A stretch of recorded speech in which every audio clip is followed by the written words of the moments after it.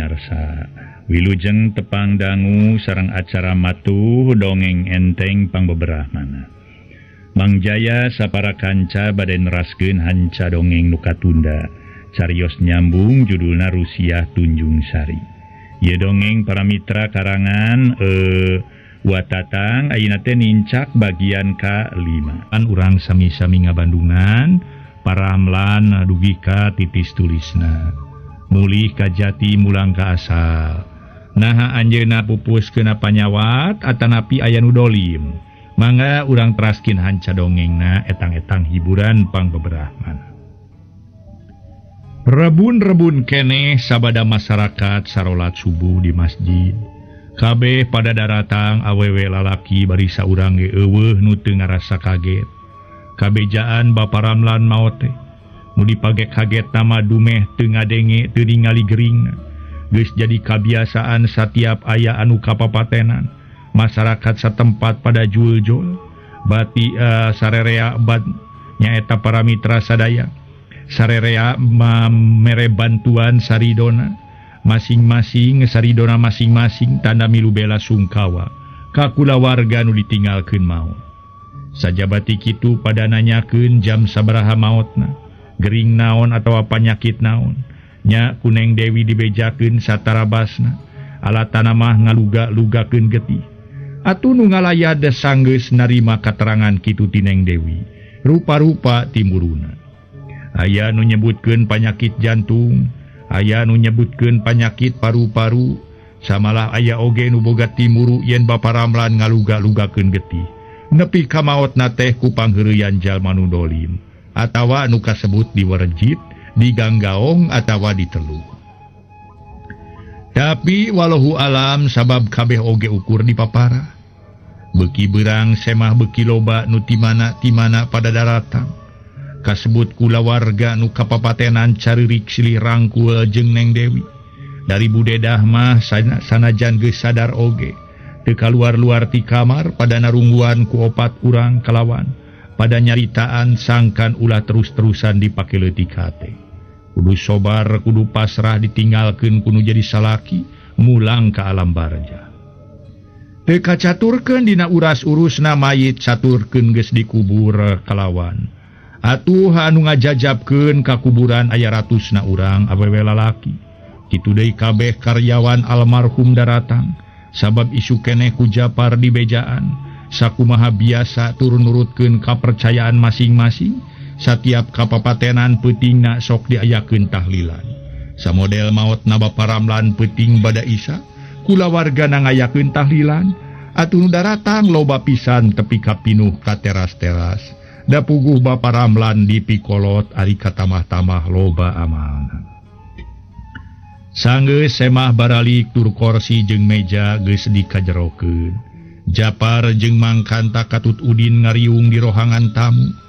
Ari Neng Dewi jeung Ibu Dede indungna di kalamar keur ngitung duit panyumbang-nyumbang. Paingan Mang eta hate abdi geus 2 poe asa ting sarblak we nya eta we ama ninggalkeun. Untung we atuh keur abdi bisa panggih heula jeung ama. Lamun teu panggih heula mah aduh kacidahar negna atuh. Nanti kamari abdi jadi tanda tanya dina batin abdi. Ku ayana ama ngaluga-lugakeun getih nepi ka maotna. Nah aya nu hianat kitu ka ama. Aya nu disebut ngawarji teh kitu. Lamun nya mah teh aya manusia nu nyieun kahianatan ka ama. Keur abdi moal rek ngareret teh deui badaya moal ngareret deungeun-deungeun. Disiksa bener-bener ku abdi mah. Lain heureuy. Lain nyarita tambah bau sungut Mang abdi mah. Teu suka abdi boga kolot dihianatan kitu. Samalah jeung dukun-dukuna ku abdi mah digusur nyaan. Diasah terkena tehel. Cek Japar boga timuru yen Bapa Ramlan. Mitohana maot teh aya nu ngahianatan. Bari Japar dina nyaritana baru nafsu. Lamun kitu teh mah kaliasan omonganana. Sawios aden ulah janten emutan ju. Da leresna we aya anu dolim ju. Dina leresna anu dolim. Katuang Rama awal lahir ge pasti eta jalmi nu kagungan kalakuan kitu. Bakal nampi ganjaranana atanapi wawalesna. Teu kapenak di dunya pasti engke di alam akhirat bakal katampi ku anjeunna. sareng deui Gusti Allah mah kasebat maha uninga maha ningali kasadaya umatna boh nu sae kalakuanana boh nu awon kalakuanana sangem paripaos teh mah melak cabe moal buahna bonteng melak hade moal buahna goreng kalina ti kitu Gusti Allah mah moal nangeui nog di bongkokna moal cueut kanu hideung moal ponteng kanu koneng aden anu mawi kedah leres-lerese percanten ka mantenna leres upami bade ngemutkeun ka teu raos mah ngemutkeun kana kanyerian mah saha jalmina we nu teu raos teu nyeri kagungan sepuh antanapi kulawargi aya nu ngahianatan bari bade ngalanjur nafsu ngumbar amarah nanging urang kedah ngemutkeun kana salira ku anjeun aden kumaha balukarna upami urang males kanu ku kahianatan deui su atuh nu tadina sae teh janten awon nu tadina bade untung teh janten rugel kumali kitu sangakeun we kanu maha kawasa jaran anjeunna nu bade nibankeun aya ajabna ceuk mangkanta nada-nadana ngawawadianan ka Japar Ari Udin gawena melenguk we teu kecet-kecet daina kuring rek nanya ka Mang Udin kumaha Mang Udin kira-kirana satuju ceuk Japar nanya ka Udin bari neuteu satuju naon Den Udin malik nanya sabab Japar nanyana can tepi kana maksudna nya lamun kuring ngaganti ama jadi pimpinan jadi direktur sabab mama teh teu boga kulawarga nu baris neruskeun perusahaanana kuring mah nanya kitu sotenan ka ieu ka Mang Udin tu memang Udin kaasup pagawe kantor digaji di kantor lain digaji ku mama almarhum cek Japar kakara ngajelaskeun maksudna hayang jadi direktur ngingetkeun Bapak Ramlan geus maot ai kangge mang mah kasebat bawahan atanepi kaum buruh dilangkung bade dia anu awewe terangkung bade dicepeng ku saha sage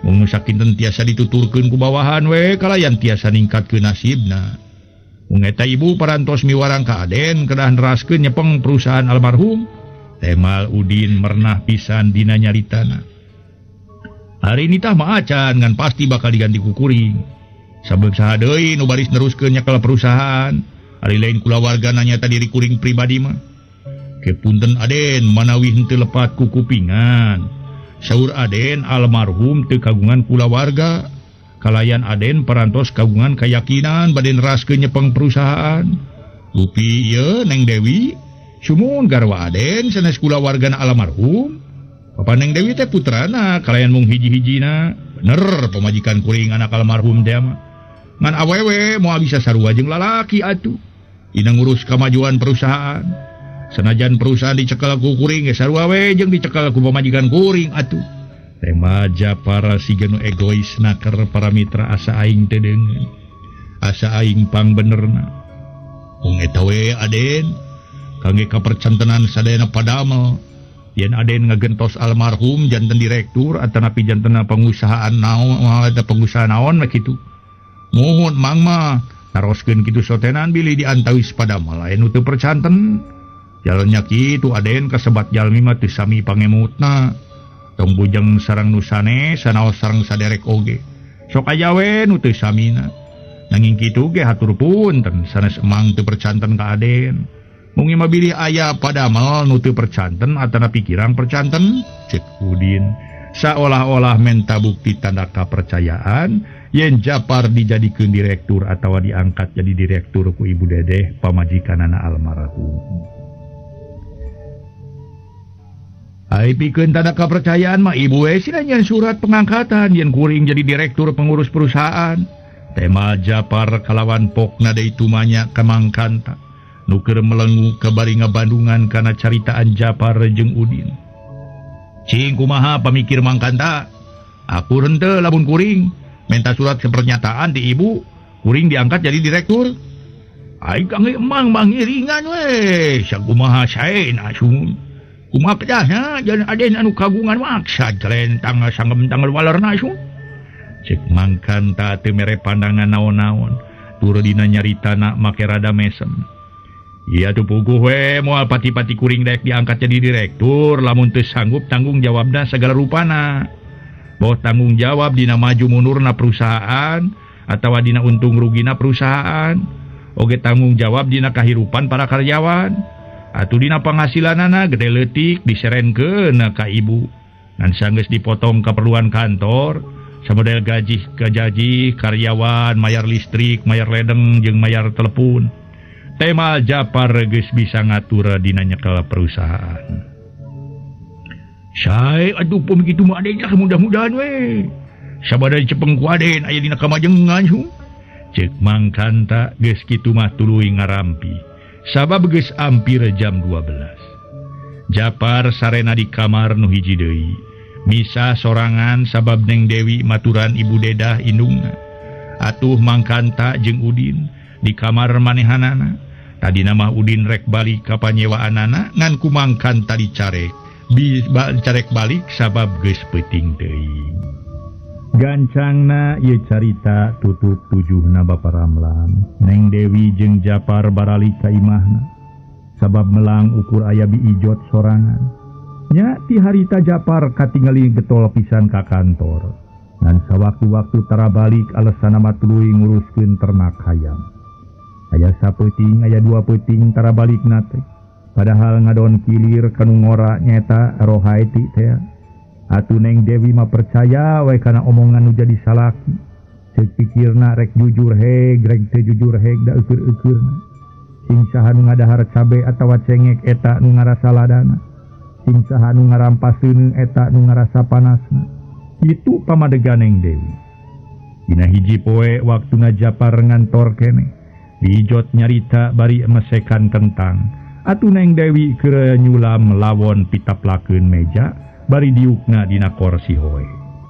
Tah geuning neneng, aduh ari ku ageung kasobaran. Teu burung adena tuh ngalaksanakeun kewajiban saperos nu pengker-pengker. Ayeuna mah katingalina ku bibi Gumira kalayan ungalinten masihan kangge kaprayogian sadi dinten. Dina waktosna aden moal muli sok wawartos heula ka neneng. Wayana kitu bibi manyatkeun puji syukur alhamdulillah kanu maha agung. Mugi-mugi sing saterasna aden saperos nu kapengker-pengker. Ceuk biijot inti sarina mah muji kana kasobaran Neng Dewi kitu deui muji ka Japar. Dumeh ku ayeuna Japar katingalina bageur kalawan ngalaksanakeun kawajiban samodel nu katukang-tukang. Mere resiko dapur unggal poe tur dina nyaritana tara harung gampung. Atuh piraku rek anger wae kitu bi. Samodel nu anu ieu ge nya. Nu sare pasti aya lilirna, aya nyaringna moal ngaguher we beurang peuting. Ongkohan abdi mah tadi ge gumantung kana pendirian manehna. Rek bener heug atuh rek teu bener ge da eukeur-eukeurna keneh. Ibaratkeun abdi ngadahar cengek atawa cabe. Moal bibi nu ngarasa ladana tangtu diri abdi nu ngarasa ladana. Cenah maneh nanyaah kana diri tangtu milampah kana bener. Teu nyaah ka dirina meureun manehna ngajalankeun teu bener. Ayeuna mah keur abdi moal rek sawan geureuh, moal rek loba pertanyaan. Lamun manehna init-initan luar tina urusan digawe, rek init cig rek datang jol. Nyaeta sieun nungtun kana raja wisuna. Ongkohan abdi mah tara biasa. Samalah mah teu hayang udar ider papaseaan jeung teu hayang maksud teu hayang durder papaseaan jeung nu jadi salaki. Leuheung papasean ukur pepegatan mah narajang papasean mineng jadi laki rabi manjang. Pan disebut nagi awet raje. Temahna nya kitu teh we unggal poe ribut we bi. Ceuk Neng Dewi ditungtungan ku ngagelenyu imut. Diijot menisi ganu ngeunah seuring ngaheuheuy. Aduh mohon. Diemut-emut mah Neng da kitu teh we sumuhun lah. Jantennya sanes ku kitu nyaan bibi mah muji kana kasobaran neneng. Sering kaicalan wengi ku nu janten caroge ge tara seueur saur. Di mana nu janten caroge benu ukur hujan citangis bari siang wengi teu weleh ngaluis. Sajabati kitu tara kersa sasauran kanu janten sepuh perkawis caroge awon tingkah lakuna. Nanging neneng mah katingalina teh bade raos bade henteu ge bade teu raos dipikul ku nyalira. Da bibi mah upami gaduh salaki teu leres kalakuanana nu nimbulkeun kanyerian kana batin. Tos moal ngemut 2 kali bibi teras we jing jerit. Kalembur kangen naon atuh gaduh salaki ge ari kalakuan teu leres mah. Pokona malelengohan puguh deui bebas-bebas moal sapapanjangna ngukut karudet. Cenah anjeun da nyusul kalembur kalayan. Nyuhunkeun dihapunten wireh hoyong ieu ngauwihan deui. Sang bibi teh ta ya gitu. Tidak ada maaf bagimu lah pokok nama.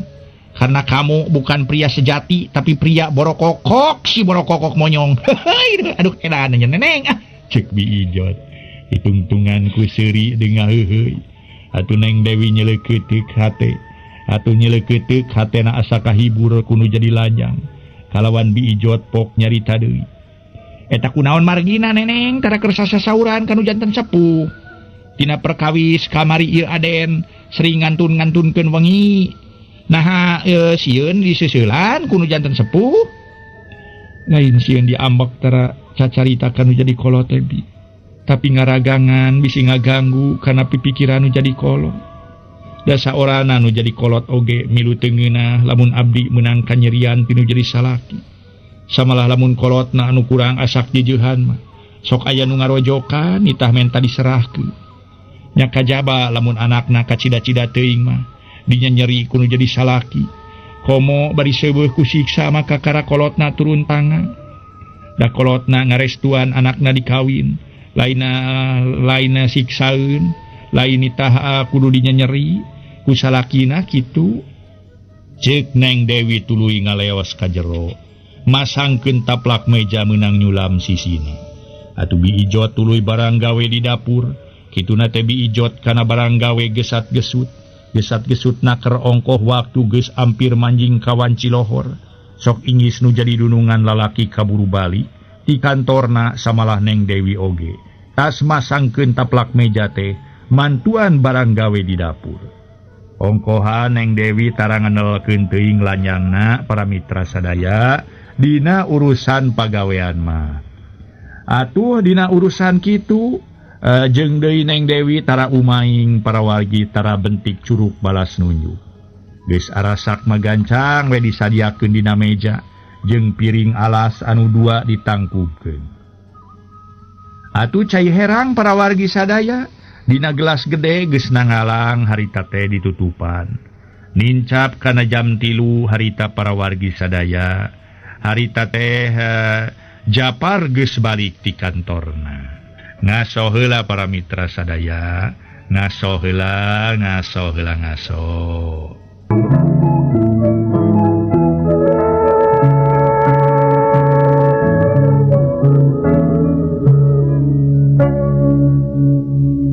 Para mitra pamiarsa nu sami-sami ngadangukeun ieu dongeng. Sanggeus cucu-cucu tur dahar bareng jeung Neng Dewi samalah sanguna ge dipangalaskeun. Nyaan diteang kana kitu nama keur Neng Dewi kacida ngadama-damana kanu jadi salaki. Salaki balik ti mana teu oleh disambut ku budi nu marahmai. Lamun teh mah Japar daek nganyeri atawa luas ngaleupaskeun Neng Dewi, geus kawilang kabodohan we sakitu Neng Dewi saregep ngabulaan. Jaba patut teu nganjuk rupa teu nguyang.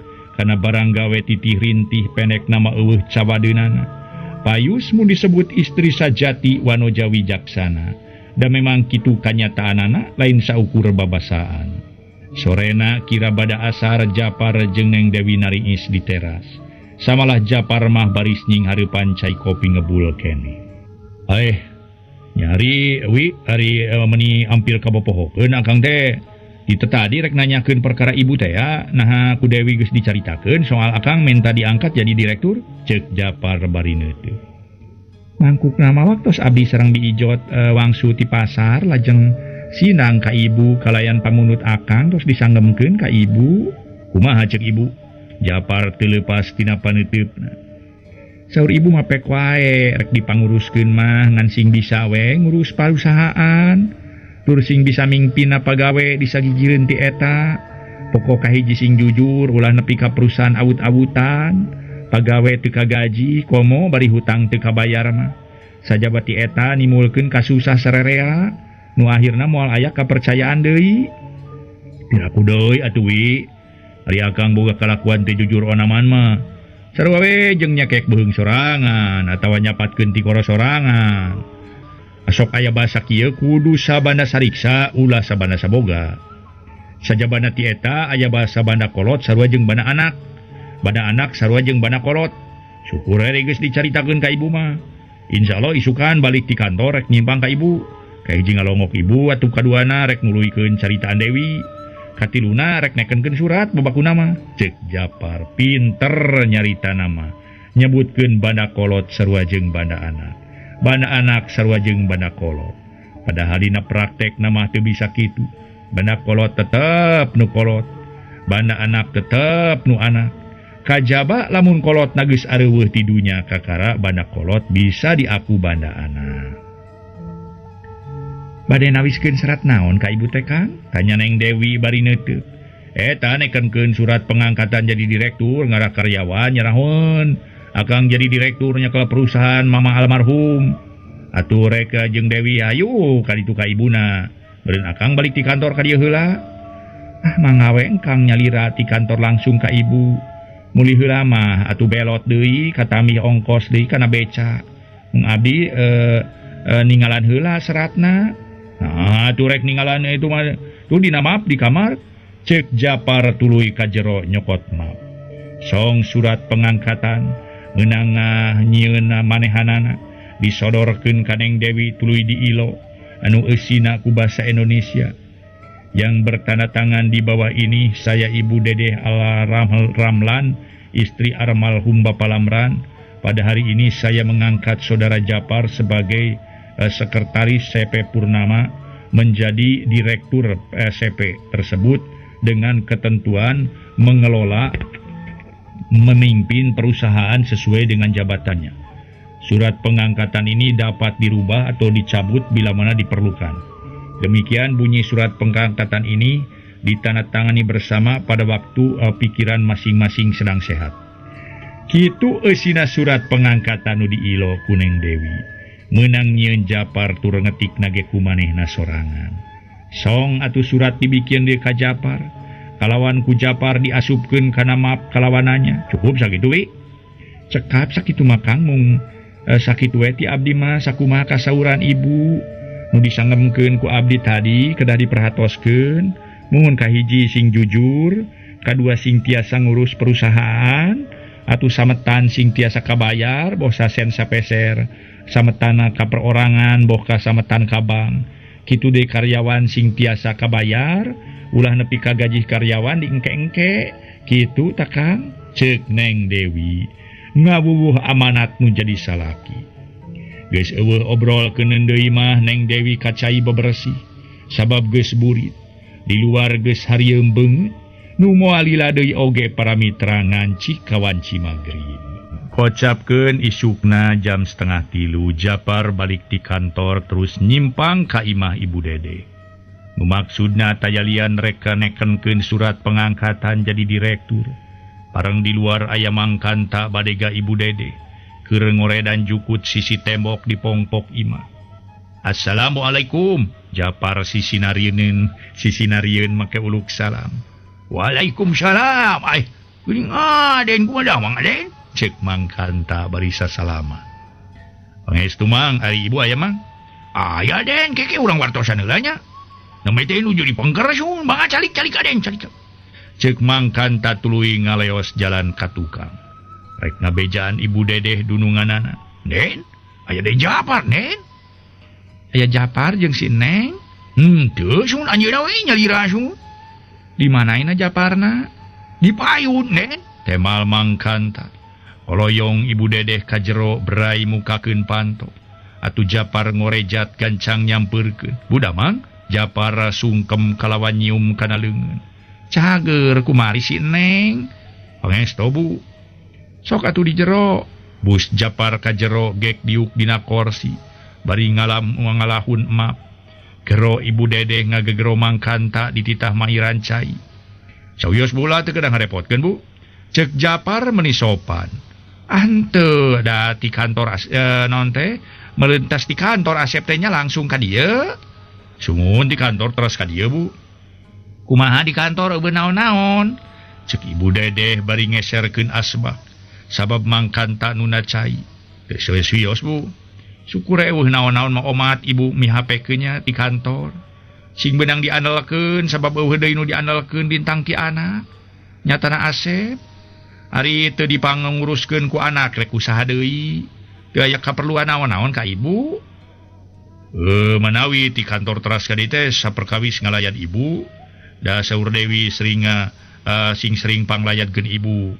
Kadua perkawis nyuhunkeun dipangnawiskeun ieu serat. Katilu perkawis bade masihkeun di artos tadi aya anu mayar sametan sadayana Rp400.000 mung dianggo mayar listrik sareng mayar telepon Rp175.000 ya sakantuna Rp230 deui 225 maksud teh. Cek Japar nyerenkeun heula duit kalawan ku Ibu Dedeh gancang dirawatan. Nuhun atuh Asep mangkanen ibu teges teu boga beas. Cek Ibu Dedeh bangun bungah di sirenan duit teh. Gancang disimpen di kamar. Gelila di kaluar ti kamar kalawan tumanya bari gek diuk deui. Ari nu kudu diteken teh ku ibu teh surat naon Asep? Ye Bu, surat pengangkatan.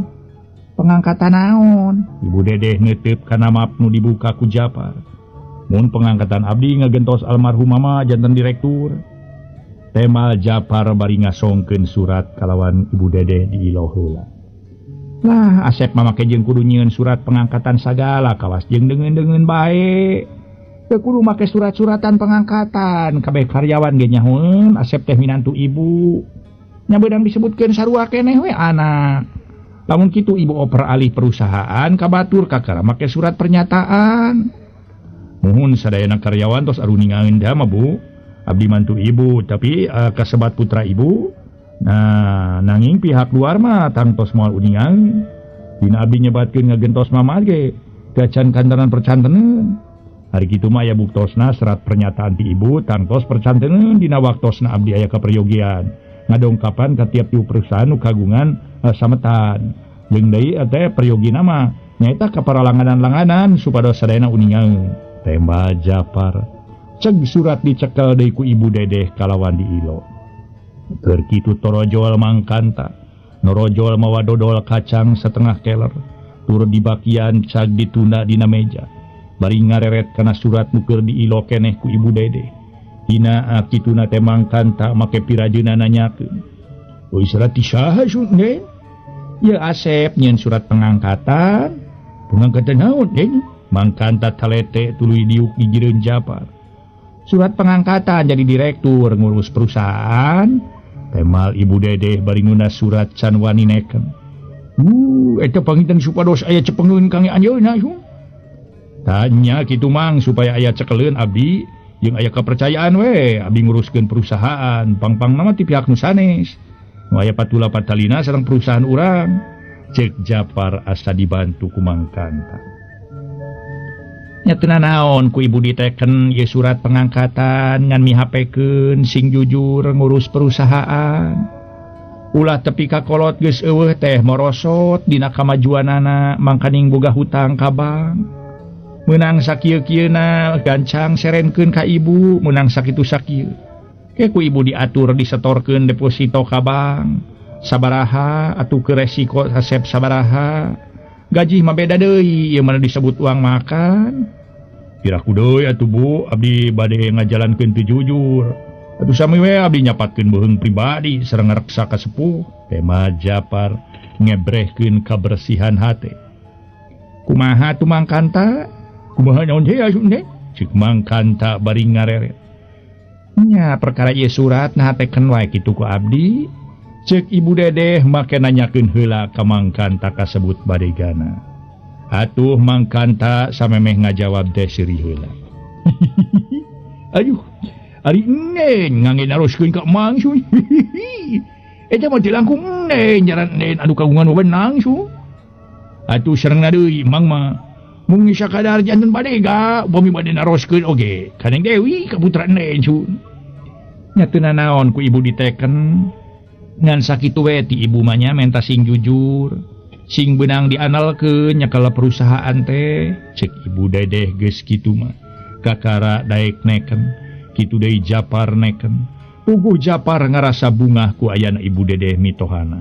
Daek neken teh boga pikeun kakuatan keur dirina nyekel perusahaan.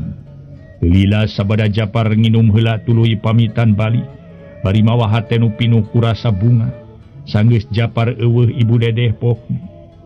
"Mangkanta kuring mah pangna teu buru-buru neken teh surat nu bieu sok sieun nu jadi minantu teu jujur." berat na ngaruksak duit perusahaannya cek istilah ayeuna mah cenah ngagasap duit perusahaan nu disebut korupsi. Bari saleuheung maneh na ngaruksak duit perusahaan ge ari dipake kana urusan rumah tangga jeung anak kuring mah. Narajang ku manehna dipake teu puguh satukangeun anak kuring. Saleuheung lamun kuring panjang umur kumaha, lamun pondok umur berang peuting heug perusahaan diruksak ku minantu. Ceuk ibu dedeh ku ayeuna boga rasa hariwang sok inggis Japar teu jujur nyekel perusahaanana. Ih ari nen ngangge kagungan emutan kitu sun nen. Piraku deui we deui Japar bade ngalampahkeun awon onaman masuk. Sanaos nileresna ge deui Japar kagungan lampah awon. Abot na ngareksak artos perusahaan kapan aya tuang putra sunuhun Neng Dewi. Piraku anjeunna teu wantun nguruskeun kanu wajib. Pamitia mah aden ngareksak artos atanapi kakayaan perusahaan dianggit teu leres. Sapengkereun Neng Dewi piraku Neng Dewi bade bae calik wae tangtos we ku anjeunna ge diuruskeun kanu berwajib. Komot kitu Neng Dewi kaluan sakola luhur sumuhun.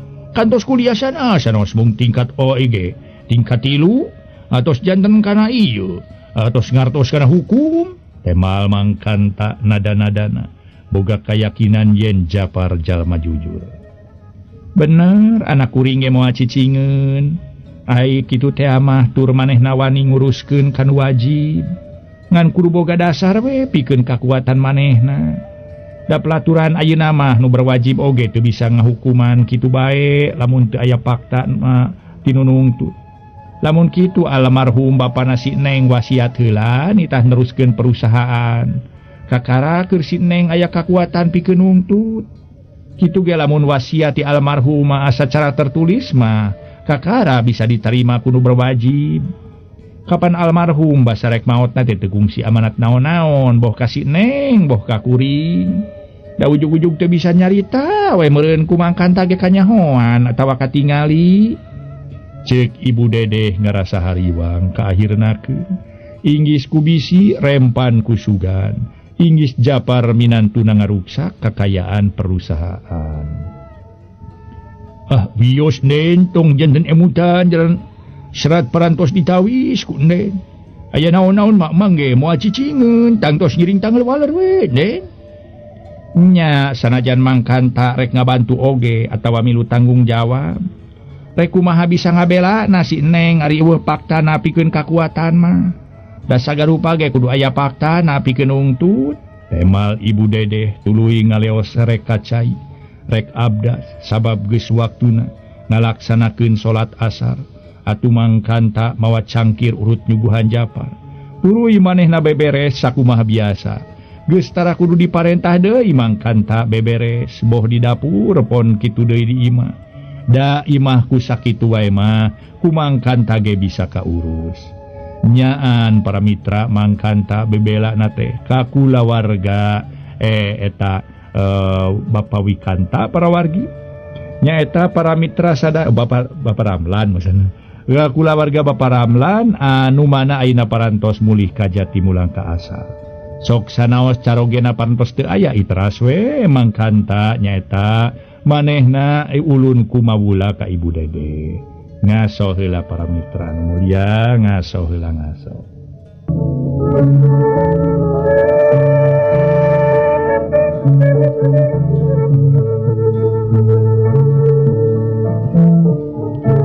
Para mitra pamiarsa, nyaan para wargi sadaya Japar atuh rai poe tengah Bandungan Japar asa beuki guligah bunga. Tur senang hate sanggeus boga kakuatan surat pengangkatan ti ibu dedeh mitohana. Nu dipake senang hate teh boga angkeuhan. Aing kawasangan teur perusahaan almarhum Bapak Ramlan. Ceuk pikirna aing bakal jadi raja dunya. Saha nu wani nyisi kudi sabab aing nu kawasa. Kitu deui pamikir Japar boga angkeuhan. Nyaeta jadi direktur dina hiji poe kaayaanna. Harita bengras atuh para mitra taya tedeng aling-aling.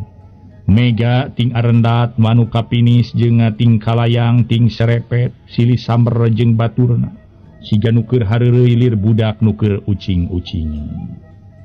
cekas napoe siga nu ngagamarkeun kana marah main pasemon saurang wanoja.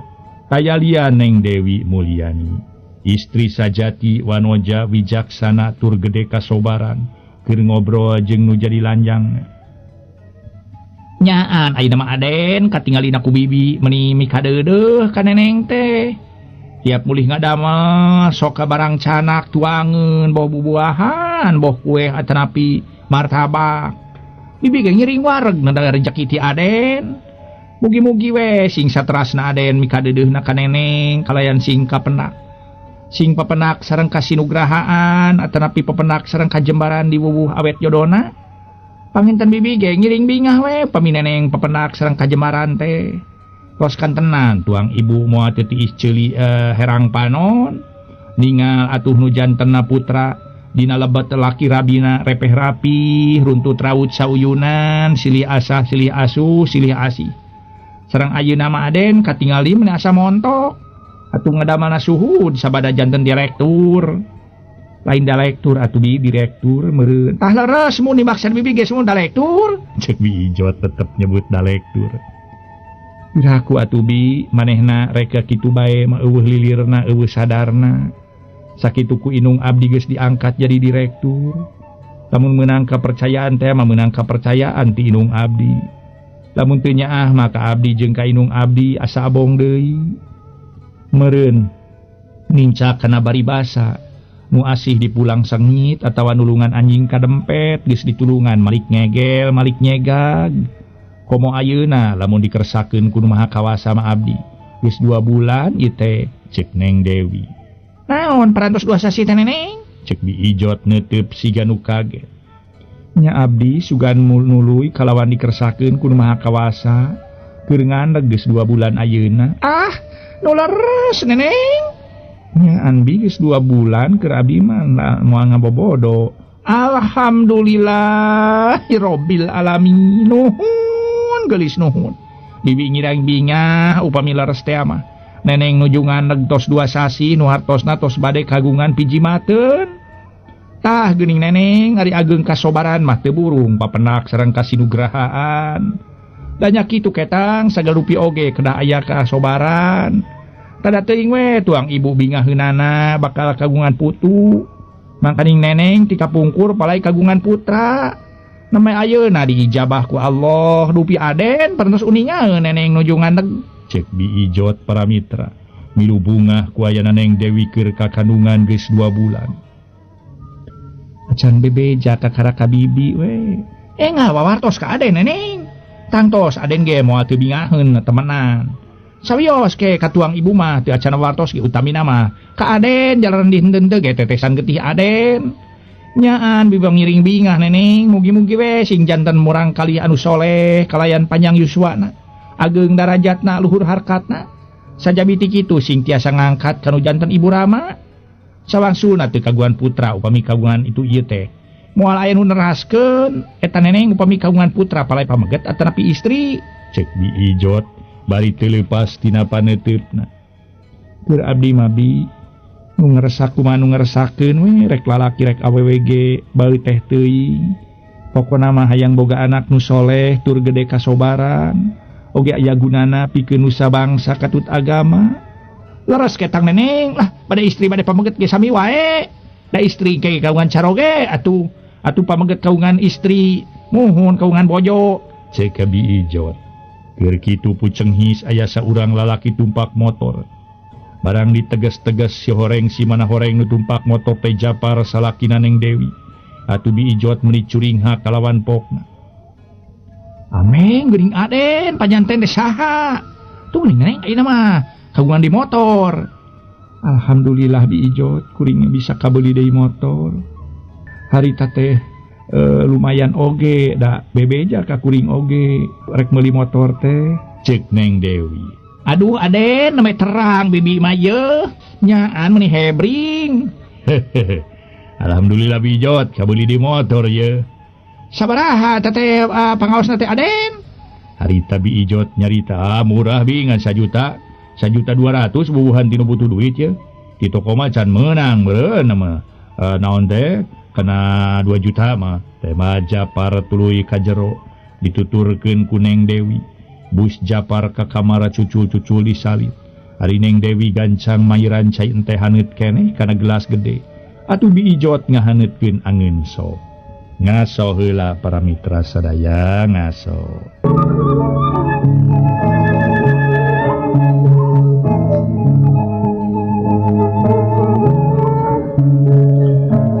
Para mitra pamiarsa nu sami-sami ngabandungan dongeng. Japar tuluy ka jero dituturkeun ku Neng Dewi. Bus Japar ka kamar cucul-cucul disalin. Ari Neng Dewi gancang mairan cai teh haneut keneh kana gelas gede. Atuh biijot ngahaneutkeun angeun sok. Kang bade tuang ayeuna, keun we engke Dewi capek kana Dewi. Biar Kang tas ti ibu ye nyetorkeun duit 600.000. Tema Japar gek diu. Nemete tos ti ibu Kang. Nya tas ti ibu setor duit. Tamang ibuna cager. Tema Japar tuluy nginum torojol biijot. Neneng, ada yang milih pada tuang ayeuna, itu tos angeun sopna tos dihaneutkeun ku bibi. Moal wakat cenabi capek kene, cek Neng Dewi bari nyimpen sapatu ka kamar. Aden hatur nuhun, bibi ngiring bingah Aden. Nyaan pabi diemutkeun ku salangkung mah teu sangki Aden, insyaallah teuing. Cek biijot. Abari suraseuri mata malsa malah ngareret ka Neng Dewi nu tas nyimpen sapatu. Naon teh milu bunga teh biijot? Aduh, katu Aden mangawe taroskeun ka Neneng. Naon bi? Japar ngareret ka Neng Dewi. Eta Kang, nang dukan ras disarengan ku karunia Allah Subhanahu wa taala. Duka kumaha abdi teh tos 2 sasi ayeuna teh. Geus 2 bulan ayeuna teh naon wi? Japar can ngartieun kalawan neuteup kana beungeut Neng Dewi. Katingalina meuni marahmai. Cuman tos 2 sasi ayeuna binuju ngandeg. Nu bener. Leres kan nanging duka neras duka moal. Cing isukan jeung akang urang ke rumah sakit dipariksa bisi telat. Cek Japar siga nu cangcaya make nyebutkeun bisi telat sagala. Mangga mali abdi ge maksad hoyong diparios bade tabu sabaraha ka rumah sakitna Kang. Isuk-isuk we ri sakalian akang ka kantor. Tah kitu sangem bibi ge ngiring bingah teh Aden sareng Neneng bakal kagungan piji mateun. Eta tawis karunia ti Allah sawangsul upami Aden sareng Neneng teu kagungan putra rugel pisan. Ari kitu mah kagungan putra. Dina kagungan itu ieu teh aya nu neraskeun kayak di mana putra tos dewasa. Aya nu nyunang-nyunang boh ka Aden boh ka Neneng. Cek biijot nada nama ngabubunga kanu jadi dunungan tuluy ngaleos ka tukang deui. Syukur atuh Dewi ngandeg mah ngan isukan pariksa heula ka rumah sakit. Lain akang teu percaya ngajak dipariksa teh ngarah puguh we pang nama. Cek Japar.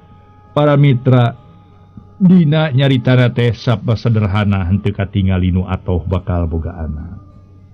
Uping Kang kagungan milik di mana tiasa ngagalih motor 1.200.000.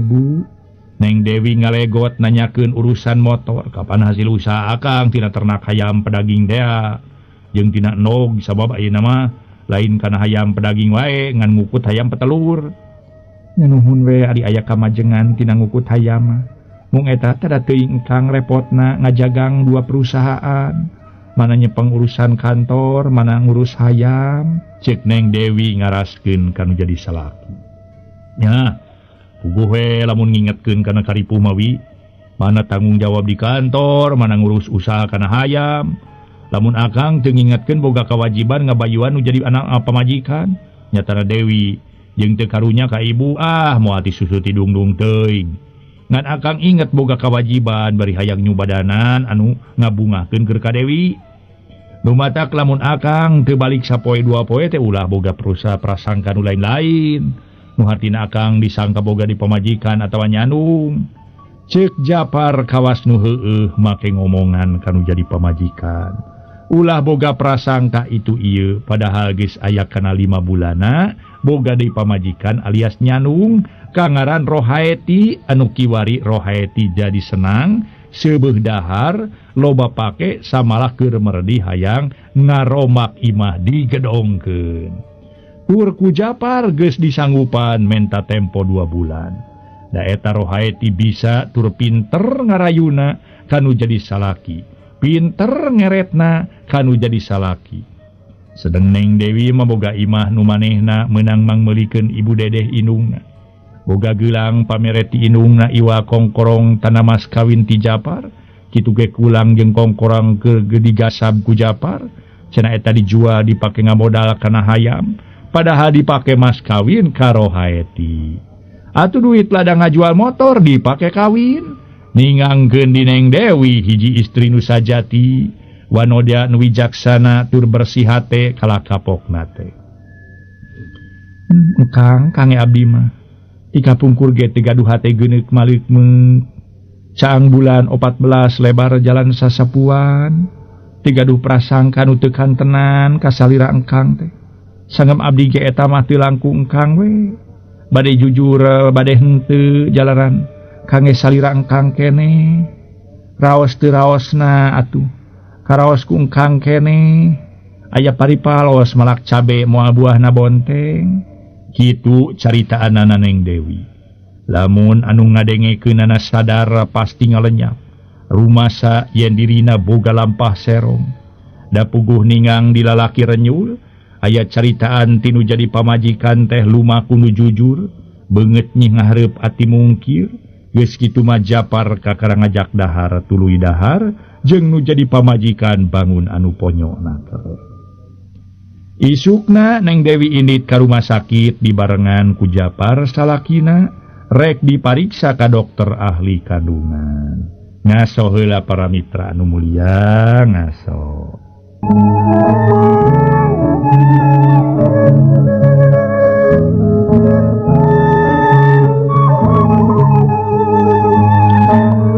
Para mitra pamiarsa, isukna para wargi Neng Dewi indit ke rumah sakit dibarengan ku Japar salakina, rek dipariksa ka dokter ahli kandungan.